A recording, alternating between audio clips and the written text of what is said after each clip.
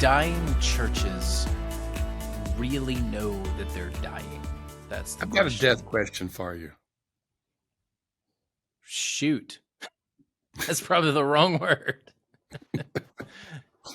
The death question I have for you is the audience can't see it, but right under your name, as I'm looking at it, is R.I.P. Tropicana Phil. Mm-hmm. It's dead. I think a lot of our listeners can't, but I'm wondering if on the YouTubes, I'll have to go back and look. I don't think it shows our. Well, what's the plan for Tropicana since it's dead? That's going to take the entire episode. Do you really want me to get into that? No, I really don't Yeah. want to. I don't think Here's our my audience does. speculation. So there's a huge backstory here. If you're not a baseball fan, you know nothing about it. But the hurricane ripped apart the Tampa Bay Rays home. I think they're going to fix the stadium. I don't Really? think yes, for the next 3 years. I don't think Stu Sternberg, the owner, has the money to build the new stadium as he is contractually obligated to do now that both the city and the county approved the funds. And I think he's going to sell the team. And I think they stay right where they are in Pinellas County. Good for you. But Good for you. that's just my speculation or hope. And it has nothing to do with today's episode other than Dying. Tropicana Field's dead right now. So, Yeah, but do churches really know they are dying? We're going to answer that question today, at least in part, as much as we can answer it on a 20 to 25 minute episode here. But before I do, I certainly want to thank our sponsor, Tindale. They have one of my favorite Bible helps, my favorite Bible resources. I'm struggling for a word here, but you know what it's called, Dad? Filament? Filament. Yes, that's the Filament, word you yes. want to remember. The Filament Bible app. I love this thing. And as a pastor myself, every single time that I show my people this Filament app, their eyes light up. And they're Absolutely. how have I not seen this or known this before? So here's the thing. The Filament Bible app, many of their Bibles are enabled. They're called Filament enabled. You can see that when you go to their page at their where they sell their Bibles, and you can what it means is you can scan the top of the page, and it will take you with this app. It'll take you to all sorts of resources: 25,000 study notes, 350 videos, 40 interactive maps and infographics, 1,500 devotionals. So it's content attached to that particular Bible passage. And it's absolutely fascinating. So you got your print Bible, you scan that top of the page, and it takes you to all the resources. And you can get everything at filamentbibles.com. There's a link in the show notes as well. So filamentbibles.com. In my mind, this is one of the greatest apps, Bible apps, that has been introduced in the history of apps. So we're very grateful for Tindale, their sponsorship of today's episode, in particular, the Filament Bible. I don't understand. You don't understand what? Here's a Life Application Bible, Filament enabled. Outstanding. Yeah. But it belongs to your youngest daughter. Bryn? Yeah. What you mean she left it at your house? I presented this to her and to the rest of the grandkids. Yeah, well, that's they are like their mother. They are prone to leave things on the floor and in corners and stacked in piles everywhere. So prone to wander, their stuff is everywhere. I'm not surprised. Okay, so typically the first step in making necessary changes in the church is just the acceptance of current reality, but sometimes churches struggle to accept the reality that they are dying. So I want to talk a little bit about, what does it mean to recognize the fact that you really are dying? Dad, we talked to a lot of pastors, interim pastors, transitional pastors, revitalization pastors who go to a church knowing hey, they're dying. I'm called. I'm going to do my very best to turn this thing around. So most of the time the pastors recognize it, not always, but most of the time, but the people really struggle with this. And the people really struggle with it, which means the pastor really struggles with it, because his primary leadership role is going to be get reality in front of them. define reality, and that's not always easy. And defining reality is we're dying. Now, I'll say this, and it's a little bit boastful, if not pushy, but my little book, Autopsy of a Deceased Church, has been used by pastors to define reality. And I was talking to I can't remember his title, one pastor. It doesn't really matter, and he said it's just transformed the whole church because now they see what was in that little book is happening to them. They say, "Hey, guess what? We're dying." Yeah, it's a strange oxymoron. This term that we have here in the show notes, recognized denial, meaning you have intellectually accepted the fact that your church is dying, but emotionally you are in a state of denial. So it's like your head knows, yeah, this ain't good, but your heart is saying we're going to be fine. And there's a big tug of war there. So they're living in the past. By the way, I was doing a podcast with your youngest brother on Church Answers podcast. We go off on little different areas as well. I don't know why he asked me this, but he said, What's the best decade ever for movies?" And I The can't believe it. 90s. He said the 80s. I said the 80s. And then I started It, listening. yeah, 80s. Yeah, I would. Yes, it's to me, it's like 1A, 1B, 80s and 90s. I Yeah, think you could argue it either way. well, there's so many ones. But anyway, both of us were talking about living in the past. So we're talking about some of our favorite movies from the past and that kind of thing. Uh, these churches would rather be in another era, an earlier era. They would rather be in a time that was, from their perception, the good old days, even though the good old days rarely are the good old days when you're in the midst of the good old days. They're not nearly as good as you recollect them. Well, I mean, a case in point is your home church. Well, my home church, where you pastored Azalea Baptist Church in St. Petersburg, Florida, where still struggling, still trying to figure out the way Because of my forward. pastorate, No, but your pastorate was the glory days. that is But so wild. it wasn't the glory days when you were living it. Oh my goodness. It really was my favorite church, even though the low points very, very well, especially with some of the people who were holding the church back. But it's a little bit better than it is now, I guess. Yeah, I mean, they are leasing the facility to another congregation. So, there are people gathering at that location. It's just now a different church that is gathering at the And location. they're in like a big fellowship room or something like that, if I recall correctly. Correct, correct.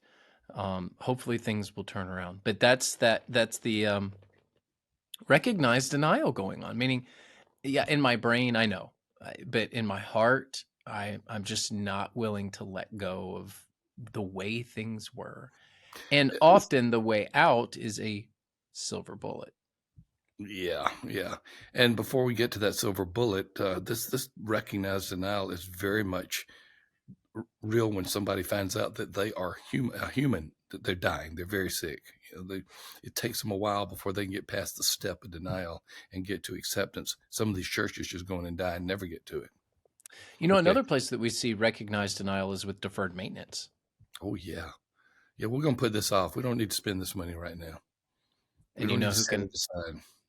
who can help with facility issues? Oh man, I got to tell you about Brown Church Development Group. I know we're talking about these things, but they are the best. I sent one of our pastors that is connected closely with Church Answers, sent one of them via Zoom to Brown Church Development Group, and I sent them via Zoom because they're in Nebraska, and it's a little chilly this time of year to go to Kearney, Nebraska, and It's cold in Florida. I've got my jacket on. I'm freezing in my office because we don't have I heat in this 10 building. closed yesterday. I've never heard of that. Closed because of snow.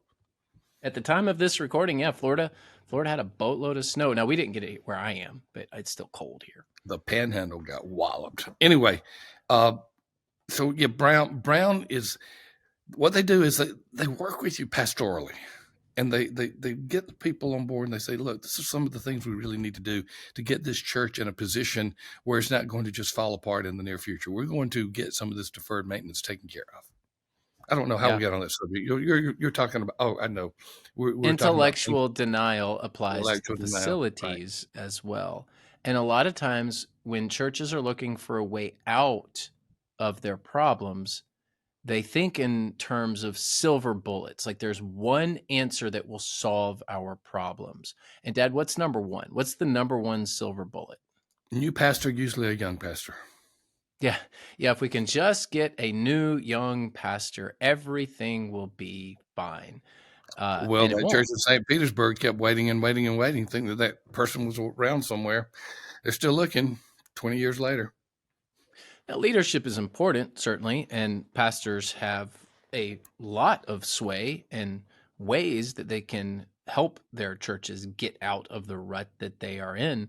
But this idea that you're only one hire away from, uh, the glory days is just not true.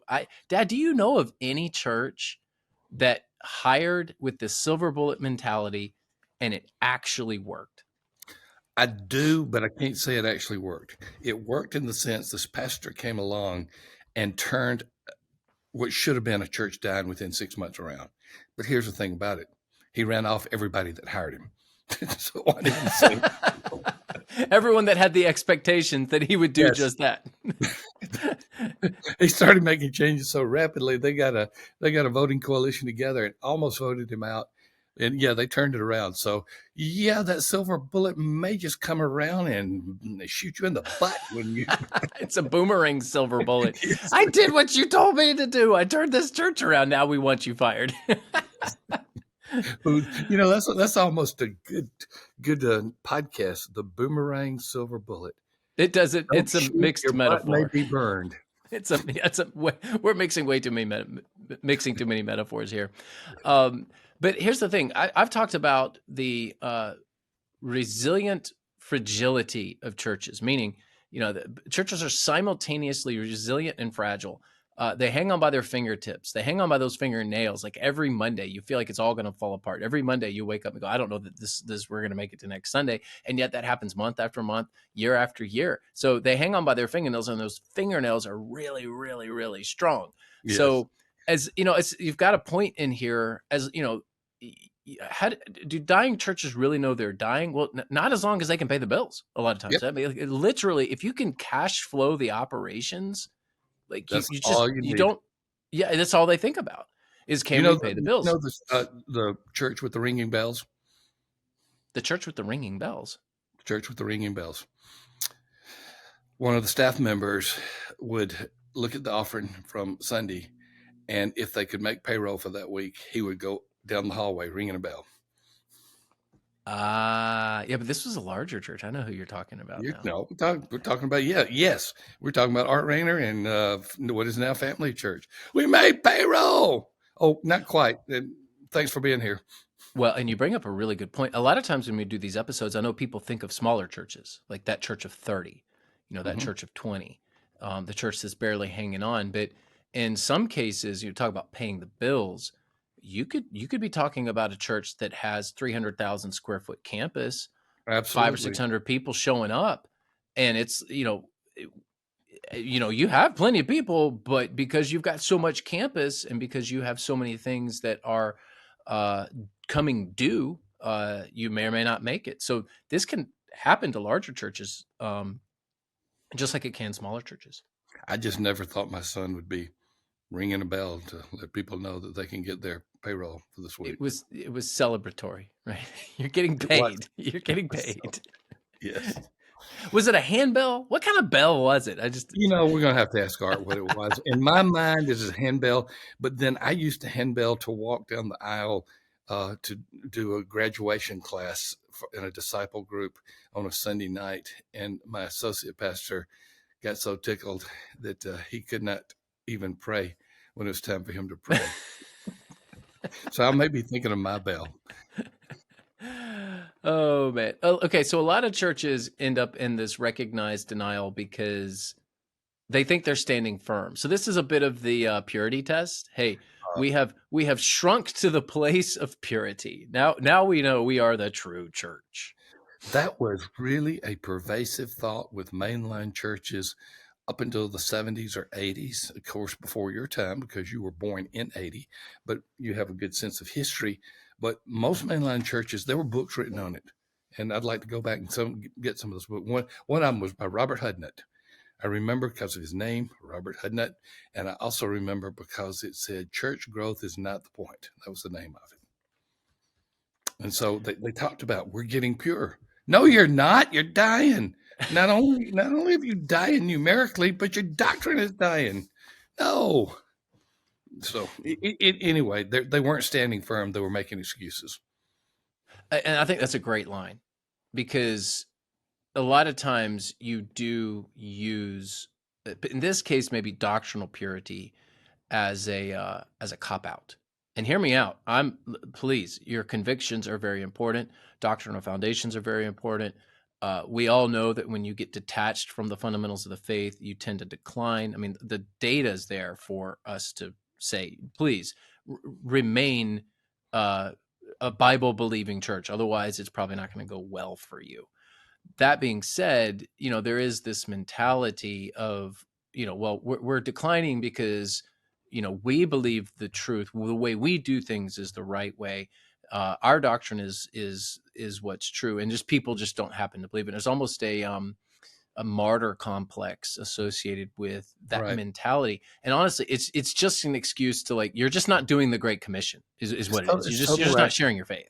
It's total rationalization. And what the mainline churches were doing in general, always exceptions, but in general, what the mainline churches were doing, they were redefining orthodoxy. And so it was no longer Bible believing as much as it was, this is how we view Christianity, and Christianity should do the following, and this is what we're doing, even if it's contrary to what the Bible had said. And again, I could chase a lot of rabbits there, but that is not the purpose here. The purpose is to talk about, do dying churches really know that they are dying? And the one another answer to that is no, they don't, as long as they get their preferences met. The unholy Um, trinity of me, myself, and I. Yesterday, I was given an interview, supposedly one of a handful of people that were interviewed for this documentary that's going to show on Netflix. And the person that was interviewing me, who was not going to be on there, I'm just going to be talking supposedly in this, was saying that he asked me a question. He said, is there a singular reason for churches declining or dying? And I said, I cannot say that there's a singular reason, but I can give you a dominant reason. Churches die when they turn in on themselves and fail to look beyond themselves. Very simple statement. There are other reasons. I mean, gosh, some churches die because all the people have gone. I mean, where have all the church members gone? Somebody wrote a book about that. And there are other reasons, but the dominant reason is they are looking inwardly and not outwardly. yeah, I think that is the dominant reason. I'll be curious to see this Netflix documentary. This is the first I've heard of it. Well, again, I don't know a whole lot about it either. He dropped Ryan Burge's name and said he's already done his interview. So I said, okay. Um, I'm trying. These are some people who are, I think they're Christians. I never asked the question, but came from one of the movie studios that's merged and no longer is independent, and they're production type of people. I'm gonna laugh if you end up on some documentary that's not what you think it is, and And everyone's gonna be like, no, "What and is not Thom Rainer even doing on saying. this thing?" And I just got a release form from today. I'm trying to think. Wait a minute. You want me to sign a release form, and there's no compensation for this, and I don't really know who you are. I think I'm gonna wait just a little while before I sign the release form. I want you to sign it just to see what happens. I'm like, "Hey, my dad's in a Netflix documentary." Who are all these people running naked around him? Yeah, but you can't watch it. You can't watch it. I really don't know a whole lot. I just hope that Ryan knew what he was doing because I copycatted him. Well, there is a true way out of your rut, and one way to solve the inward focus and to get the church thinking outwardly. And that's actually our sponsor for today's episode, which is Upward. So, Dad, tell everyone about how Upward might help solve this problem. Upward can address so many issues. I wish Upward was around when I was a pastor, Sam, and I wish I had used Upward. Uh, I can't, for the life of me, don't know why I didn't, because I knew of it, but I didn't pursue it. You remember the church in Birmingham at the time had a very nice gym, probably still does, very nice facilities. Uh, it could have accommodated a lot of indoor and outdoor sports. We had an entire field behind us. Now we ended up paving some of it due to parking issues, but still a good bit of the field was there. And if I had known about them, because what do you hear quite often from pastors? We can't compete with Sunday sports. Well, don't compete with Sunday sports. Have your own sports league. It doesn't have to be on Sunday. Have you determine the time, and it is absolutely amazing to me that the stories I'm hearing about upward sports, whether it's softball or the running league, there's a list of different sports they have, and I'm not remembering even a fraction of them, but that is how you get into the community. That is how the community comes to you. And all of a sudden, what you're doing is you're interacting with people who are not at the church for the most part. And you're not competing with Sunday sports. You are the sports league. Man, if I could do it all over again, no, I wouldn't be a pastor. I would not do that to the kingdom of God. But if just looking back then, I love what they're doing. I absolutely love what they're doing. And I love that they're a sponsor for sure. But I have been saying that since I just rediscovered them in what they really can do. They get you into the community and they get the community to you. I love it. Well, that's a good word, and it'll be the last word for today's episode. Thank you guys for tuning in, watching on YouTube, listening in your favorite podcasting app. If you're on YouTube, give us a thumbs up, subscribe to the channel. It helps us, and it helps with the algorithms. Get the good content out there. We like providing this free content, and if you are happening to listen on your favorite podcasting app, which is the way most of you are tuning in, hey, give us a review or a rating or however you can. We would love for you to help us out in that way, and we're very grateful. And if double check, just make sure you're subscribed, because sometimes it just pops up, right? So if you aren't subscribed in your podcasting app, make sure you subscribe as well. We've got Hey, another episode coming at you soon. check out the link on Upward Sports because it is in the show notes.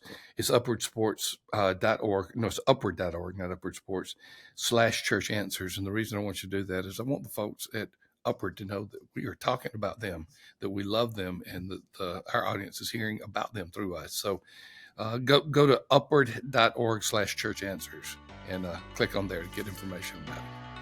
Click the link. We'll see you next week.